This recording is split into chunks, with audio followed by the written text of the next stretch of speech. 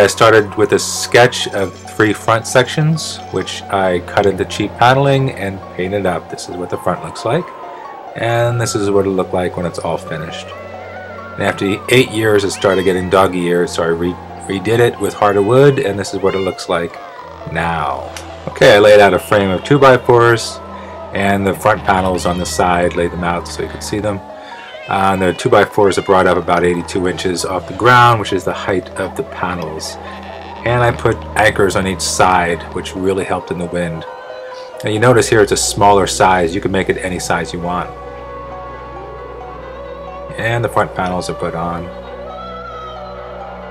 Alright, the side panels are laid out and then tacked on. I leave the back open so I could bring things in and out. And then the trim on the top, nice and colorful. Here's what it all looks like, along with some embellishments on the outside. Okay, you see on the ground here the roof that's going to be put on from a rope to the front and the back, and then it's stapled on the sides. It's just basically fabric that's been sewn together. Okay, this is all the stuff out of storage that's going to go in the inside of the haunted house. There's a gun cabinet that's made into a really cool crypt. You can see the roof that's been put on with some track lights. I use a lot of inexpensive motion controlled things. This is a $15–20 skeleton that looked pretty cool. Cobwebs are definitely a must and are also very inexpensive.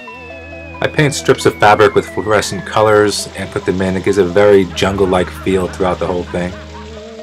The walls are covered with simple illustrations, all done with fluorescent paint. There's the back entrance so they could leave without having to go through the whole thing. And there's the gun cabinet turned into a coffin. There's a spider that could be controlled by a pole from the outside with a little peephole, or through a string from the ceiling. I use inflatable mannequins for a lot of my monsters.